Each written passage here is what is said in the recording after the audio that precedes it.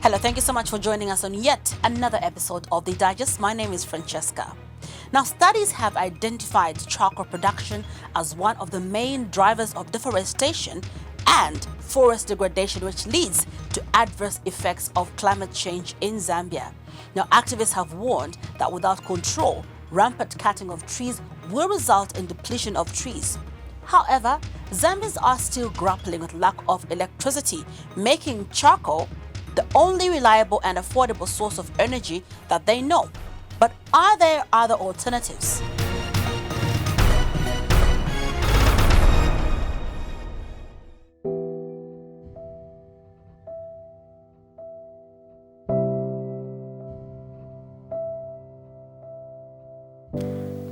The multi-tier framework survey data shows that as of 2017, 1.4 million Zambian households, representing 42.4%, have access to electricity through either national grid or off-grid sources, while the remaining 1.9 million households, representing 57.6%, have no access to electricity.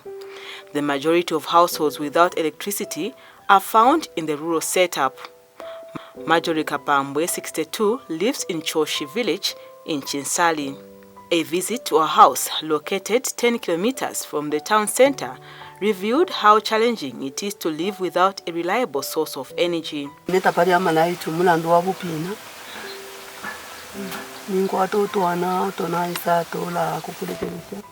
House is not connected to electricity because I cannot afford it. I have very small children whom I manage to support until they finish their secondary school education. But I failed to take them to college. They currently do not have decent jobs, hence failing to pay for electricity connection for me. I don't have any stable income flow. My child, Mpundu, is now involved in brick making.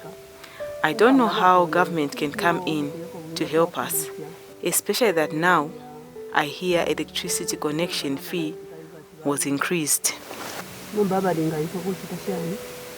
She is, however, against high charcoal production.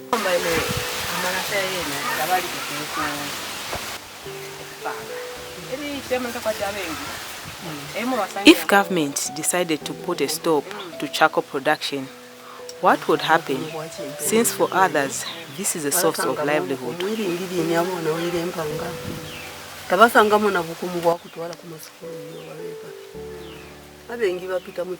Most charcoal producers claim that this is a source of livelihood, a means of sending their children to school, when in fact not. They spend all their money in taverns, and in the end, it is us who are suffering. Long ago, people used to till the land and grow food to sustain themselves, but they still manage to send their children to school through the same. This can also work even today.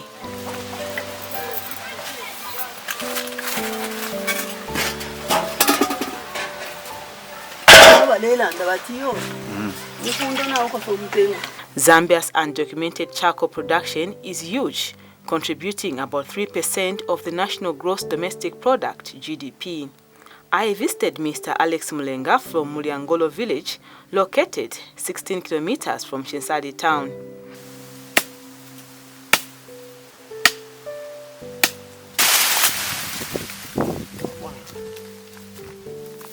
Mr. Mulenga, who comes from Shuangandu, is married with 4 children but here to work at a construction firm. His side hustle is charcoal production.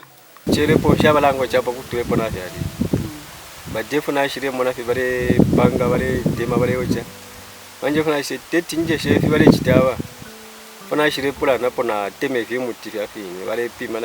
had never produced charcoal before in my life, but after seeing some colleagues burning the wood for charcoal, I took interest. Time I did it, I managed to earn an income. I then realized that I didn't need to struggle when I can earn a living through charcoal production.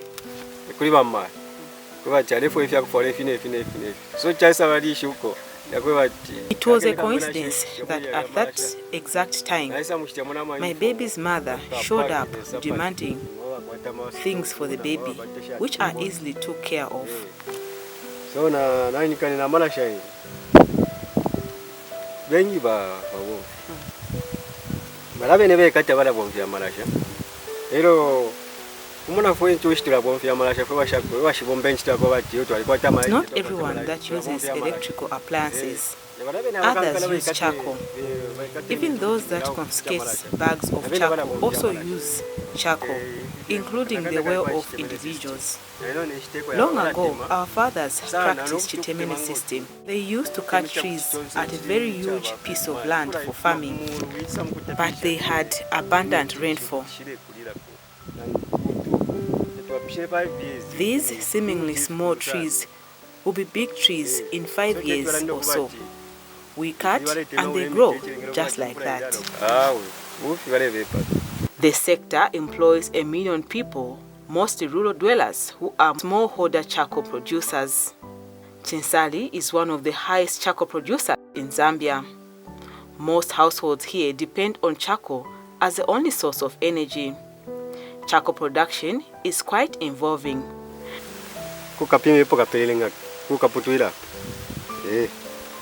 One meter, 1 point shanya kufuma.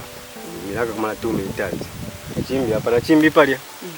Ero mwamba kupindika po twa ifisuo mule pindika nga twafula po.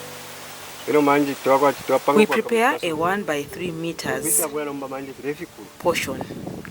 Logs are cut in small pieces. The long ones are put at the bottom. We put the short, thin ones closely packed together. Thereafter, big logs on top. Once we get the desired heap, the heap is covered with a lot of leaves, followed by muddy soil that covers the whole chibini or kiln, such that no heat or fire can penetrate out. But at the bottom, we leave a small space where to ignite the fire from. Often takes 3 to 5 days for the charcoal to be.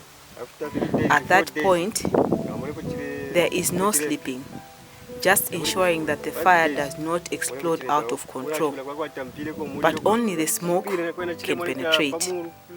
After at least 3 days, we check to see how the charcoal is doing. If possible, the well-burnt ones is collected, but it can still be covered if at all some logs remain raw. After 2 days again,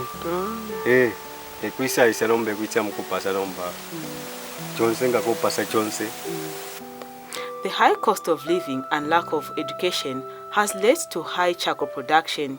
High charcoal production has left Zambia's forests depleted. However, there are laws that regulate the sector, although they are rarely followed. Charcoal producers and traders require a permit to conduct this business. Yeah, in terms of the regulation to do with charcoal production, charcoal trading, and transportation, currently we are using our principal act, which is the Forest Act, number 4 of 2015. We are supposed to have a subsidiary legislation, which is the charcoal regulations. Currently, what we have is a draft charcoal regulation, which hasn't yet been approved by government. Yeah, in terms of procedure, when it comes to charcoal production, for those that want to engage in commercial charcoal production, one has to come to the forestry office the district forest office to get what we call a cordwood permit. The cordwood permit is what allows a charcoal producer to cut the wood and convert that wood into charcoal.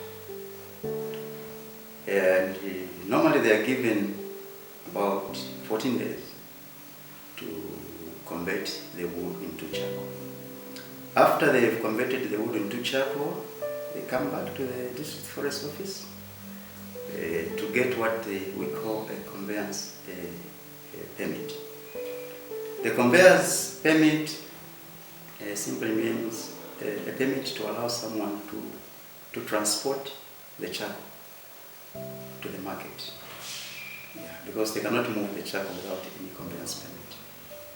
And also the conveyance permit is given about 14 days. I think that is driving the illegal charcoal production, or the need for people to produce charcoal. It's the demand for charcoal. The need for charcoal is very high. The demand is very high. You may be aware that in terms of energy needs in Zambia, we are talking of about 80 to 90% of our population in the country who depend on wood energy. So also it means that the limited sources of energy for our people in the country also has led to the high demand for charcoal. Zambia recently held a Sustainable Charcoal National Indaba. Various stakeholders deliberated on how the trade can be conducted in a sustainable manner. Part of transitioning away from making charcoal to an alternative would involve capacity building, but it needs to be at an appropriate level, right? So if you need to think about literacy, you need to think about education. Maybe they have hard skills that can be very useful and applied. And what can we learn from A, their work as farmers, but B, from their engagement in the charcoal supply chain? Because our research in this supply chain is really interesting, because charcoal, it's informal, but it's very well organized.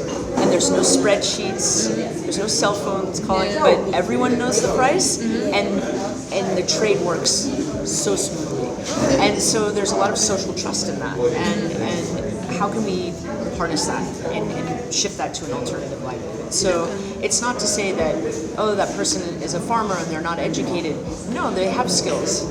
They can bring something to an alternative, and it's our job, I think, to match those two things and find a suitable alternative that's not suitable in our mind, but in their mind. Right? They have to be convinced they want to do that instead of charcoal. And there are risks. Will they still make charcoal and also be in an alternative livelihood? That's something that we worry about, because we want people to really transition away. But we know it's a steep road, so we've got to work cut out for it. Encroachments are a serious issue, and that's why it's part of the discussions in Dawa. But I can see that charcoal, even here, is taking limelight. Maybe because we have not been exposed to the level of encroachments that are happening. But it's a serious problem. If we had to pick the two, charcoal production will result in forest degradation, but encroachment will lead to deforestation. That's the difference. So charcoal production, when well managed, will change the way a forest looks. On the other hand, encroachments will not change the way the forest looks, but it will actually remove the forest itself. So it's a serious problem, and it's caused by a number of issues, and one of them is, or just a few, that in our production system, our agriculture, the way we produce our crops, The increase in agricultural crops or production is mainly due to expansion of these agricultural fields annually.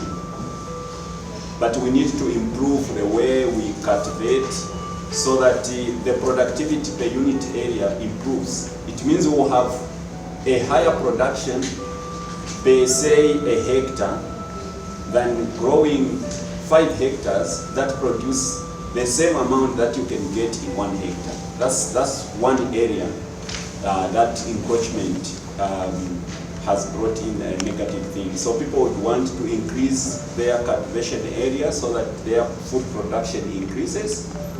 But there are also developmental issues like the mines. So when a mine opens up, all those that even don't have the jobs will rush to mine areas and sit there to find maybe an opportunity that a job will be found there. And in the end, there will be these new settlements and planned settlements, and some of them extending into forestry reserves. And these are some of the issues that we need to address. There are issues of development. People would want to put up a school, maybe a clinic. All these will just be put in protected areas, and assuming that the government is good, we will discuss and things will be sorted out.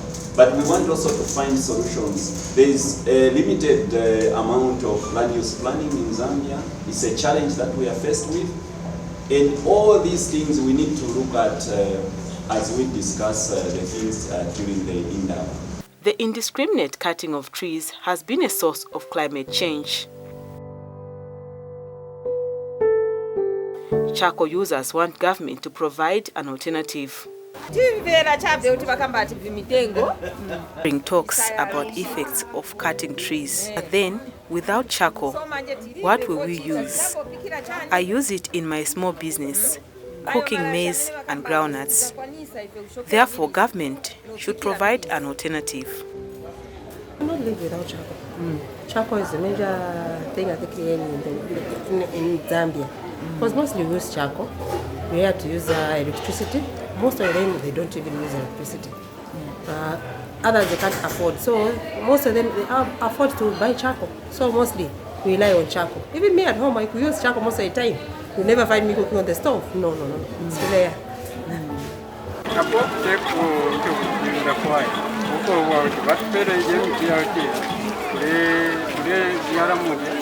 Government should do is provide small trees which can be planted once we cut some trees to help replace the forest. Studies have identified charcoal production as one of the main drivers of deforestation and forest degradation in Zambia. The traditional method of making charcoal leads to high carbon emission and a waste of wood resources.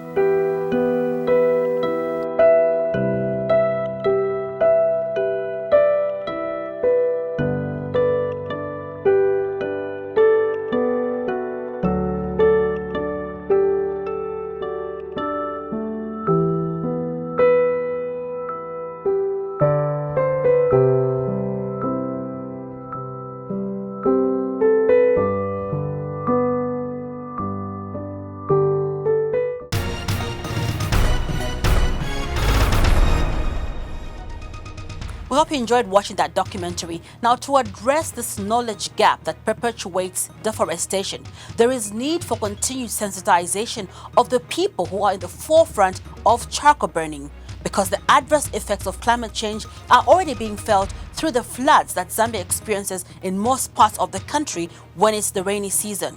Give us your feedback on this documentary by writing us at documentaries@diamondtvzambia.com, or alternatively, you can drop us an inbox on our Diamond TV Zambia Facebook page.